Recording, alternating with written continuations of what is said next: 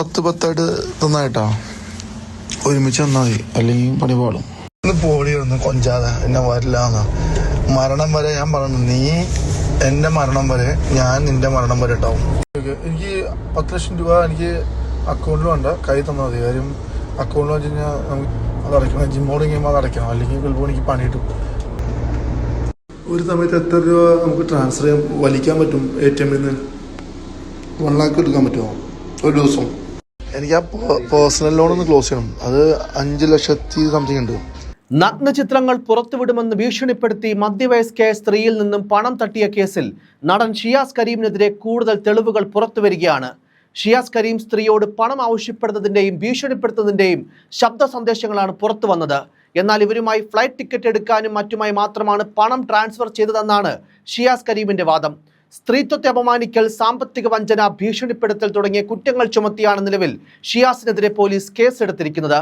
Big Boss contestant കൂടിയായിരുന്ന ഷിയാസ് കരീം പരാതിക്കാരിക്ക് അയച്ച ഓഡിയോ ക്ലിപ്പുകളുടെ പൂർണ്ണരൂപം കൂടി നമുക്കൊന്ന് കേൾക്കാം. ഒന്നിട്ട് പിന്നെ 10 തന്നായിട്ടാ ഒരുമിച്ച് തന്നാൽ മതി, അല്ലെങ്കിൽ പണി പാടും. ഒന്ന് പോടി ഒന്ന് കൊഞ്ചാതെ എന്നെ വരില്ലാന്ന്. മരണം വരെ ഞാൻ പറഞ്ഞു, നീ എൻ്റെ മരണം വരെ ഞാൻ നിന്റെ മരണം വരെ ഉണ്ടാവും. എനിക്ക് 10 ലക്ഷം രൂപ എനിക്ക് അക്കൗണ്ടിൽ വേണ്ട, കൈ തന്നാൽ മതി. കാര്യം അക്കൗണ്ടിൽ വെച്ച് കഴിഞ്ഞാൽ നമുക്ക് ഇൻകം ടാക്സ് ഇഷ്യൂസ് എനിക്ക് വരും. അപ്പോൾ നീ എനിക്കത് പൈസയായിട്ട് വാങ്ങിച്ചു കയ്യിൽ വെച്ചാൽ മതി, അതാണ് നല്ലത്. അക്കൗണ്ടിലേക്ക് ഉണ്ടാവും, അല്ലെങ്കിൽ തന്നെ ഈ 2 വർഷമായിട്ട് ഇൻകം ടാക്സ് അടച്ചിട്ടില്ല, അത് അടയ്ക്കണം, ജിമ്മോട് കഴിയുമ്പോൾ അത് അടയ്ക്കണം, അല്ലെങ്കിൽ ചിലപ്പോൾ എനിക്ക് പണി കിട്ടും. അത് കുറച്ച് കടമൊക്കെ വന്നുകൊണ്ടാ. അനുമോൾക്കൊരു 1,40,000 കൊടുക്കാനുണ്ട്. ഓക്കെ, എന്തായാലും അയക്കേ 10 ഒരുമിച്ച് കിട്ടുകയാണെങ്കിൽ നമുക്ക് പരിപാടികൾ പെട്ടെന്ന് ഇവിടെ തുടങ്ങും. അതാണ് ഞാൻ പറഞ്ഞത്. അങ്ങനെ 2 ആയിട്ട് വന്നു കഴിഞ്ഞാൽ പരിപാടി ഈസി ആയിരിക്കും. ഇൻഷാ അല്ലാ അത് ജിമ്മ് എന്തായാലും ഞാൻ സെറ്റാക്കി. ഞാൻ നിൻ്റെ 20 ലക്ഷം രൂപയിൽ അത് തീർക്കണം എന്ന് എൻ്റെ മനസ്സ് പറഞ്ഞാൽ ഇൻഷാ അല്ലാ അത് തീർക്കും എന്ന് പ്രതീക്ഷിക്കാം. ഇനിയിപ്പോൾ കുറച്ച് പൈസ കൂടുതലാണെങ്കിൽ നീ എന്തായാലും ചെയ്തു തന്നെ ഉള്ളൂ. അത് ഓക്കെ ആവും എന്ന് മനസ്സ് പറയണം. ബാക്കി ഇത്തിരി ടൈറ്റ് വരുമായിരിക്കും. എന്തായാലും ഇൻഷാ അല്ലാ റെഡിയാക്കി എടുക്കണം. അതെന്തായാലും അത് അവിടെ നിന്ന് സാധനമൊക്കെ വാരിക്കൂട്ടി ഒന്ന് ഫിറ്റും ഇത്തിരി സ്പ്രേ പെയിനൊക്കെ ചെയ്യണം, കുറച്ചൊന്ന് വൃത്തിയാക്കണം.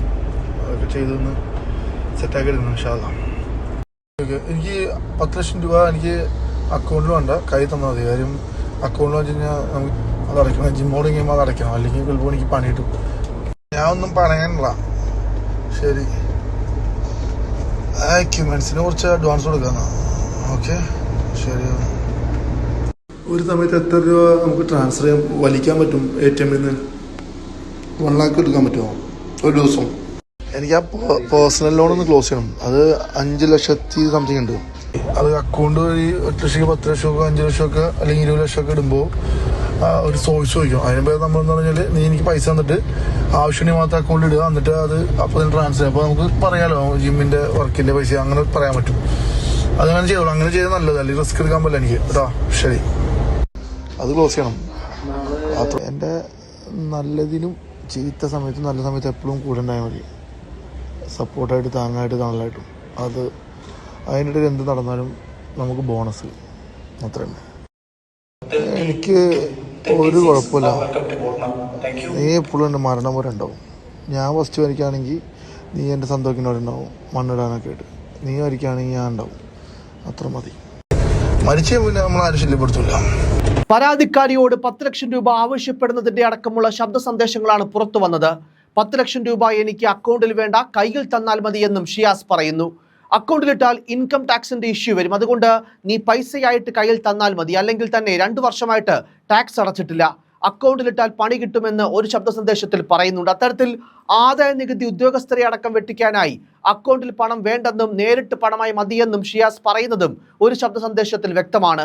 10 ലക്ഷം രൂപ പെട്ടെന്ന് അയക്കണമെന്നും ജിം സെറ്റ് ചെയ്യാൻ ഇത് ആവശ്യമാണെന്നും ഇയാൾ പറയുന്നു.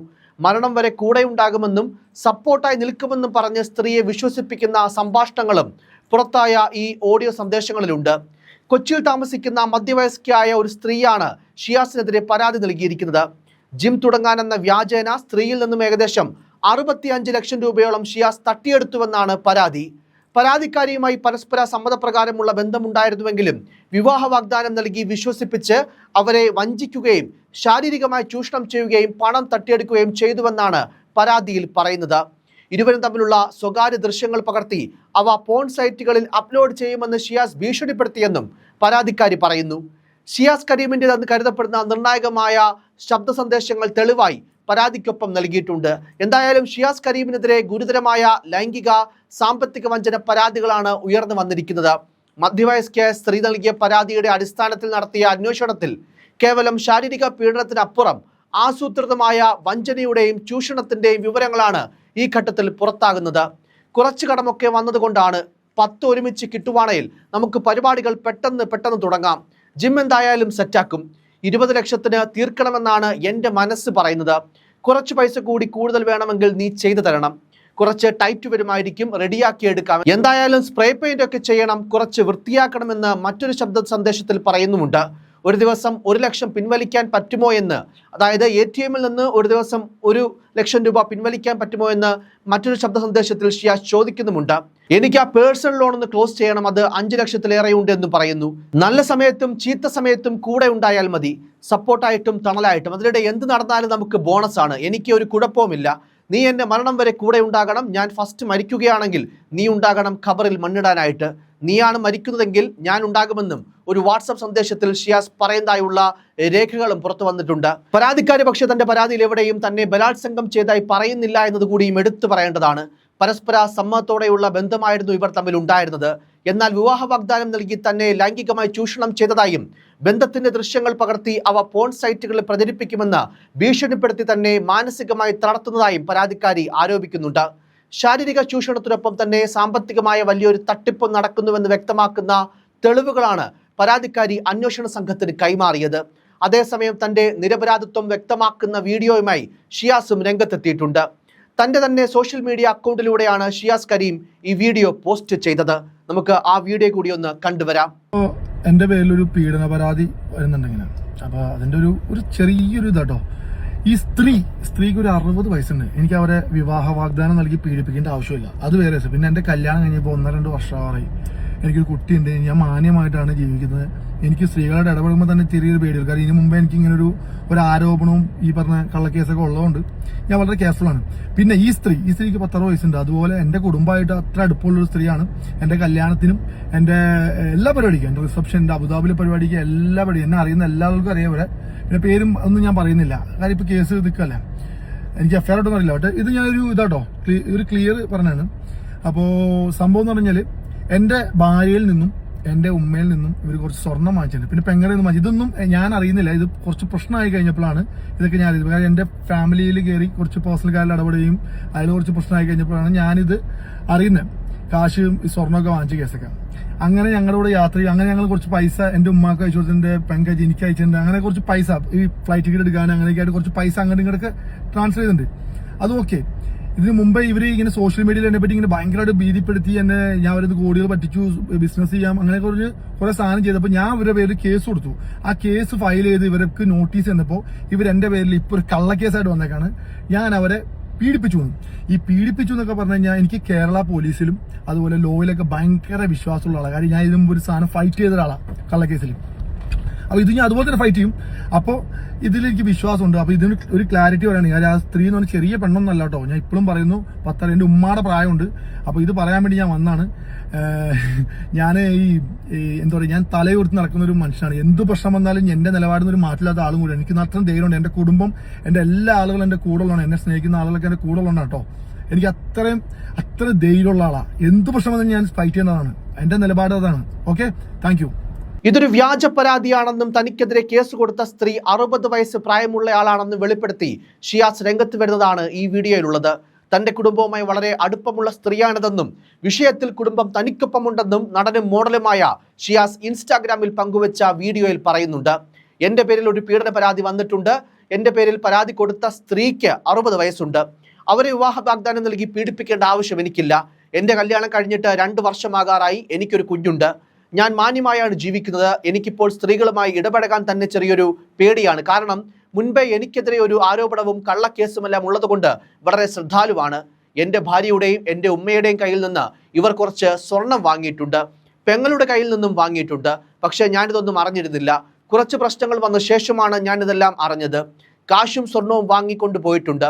ഫ്ലൈറ്റ് ടിക്കറ്റ് എടുക്കാനും മറ്റുമായി അങ്ങോട്ടും ഇങ്ങോട്ടും കുറച്ച് പൈസ ട്രാൻസ്ഫർ ചെയ്തിട്ടുമുണ്ട്. ഞാൻ അവരുടെ കോടികൾ പറ്റിച്ചു, ബിസിനസ് ചെയ്യാമെന്ന് വാഗ്ദാനം നൽകി പറ്റിച്ചു എന്നൊക്കെ പറഞ്ഞ് കുറച്ച് നാൾ മുൻപ് ഈ സ്ത്രീ എന്നെ സോഷ്യൽ മീഡിയയിൽ ചിലതൊക്കെ ഇട്ടപ്പോൾ ഞാൻ അവരുടെ പേരിൽ കേസ് കൊടുത്തു.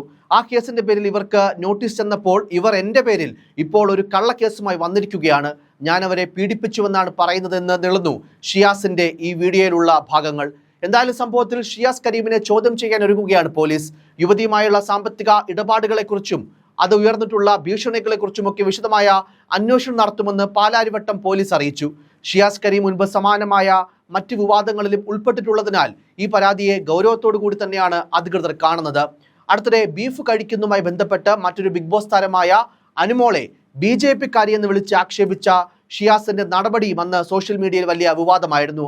ഇത്തരം അനാവശ്യ വിവാദങ്ങൾ തന്റെ സെലിബ്രിറ്റി പട്ടം നിലനിർത്താനുള്ള ഷിയാസിന്റെ ബോധപൂർവമായിട്ടുള്ള ശ്രമങ്ങളാണ് എന്നുള്ള ആക്ഷേപവുമുണ്ട്. ഇതിനു പുറമെ കുപ്രസിദ്ധ ഗുണ്ടാ നേതാവായിട്ടുള്ള പെരുമ്പാവൂർ അനസുമായിട്ടുള്ള ഷിയാസിന്റെ ബന്ധവും ചർച്ചയായിട്ടുണ്ട്. എന്തായാലും വിവാദങ്ങൾ ഷിയാസിനൊരു പുത്തരിയല്ല. പക്ഷേ ഇത്തരമൊരു തട്ടിപ്പ് അല്ലെങ്കിൽ ലൈംഗിക ചൂഷണ പരാതി, അതിൽ തെളിവുകൾ അടക്കമാണ് പരാതിക്കാരി ഇപ്പോൾ രംഗത്തുള്ളത്. വരും ദിവസങ്ങളിൽ മൊഴിയെടുപ്പും അന്വേഷണവും എല്ലാം തുടർന്നു പോകുന്ന സമയത്ത് അധികം വൈകാതെ തന്നെ സംഭവത്തിന്റെ സത്യാവസ്ഥ എന്തായാലും പുറത്തു വരിക തന്നെ ചെയ്യും.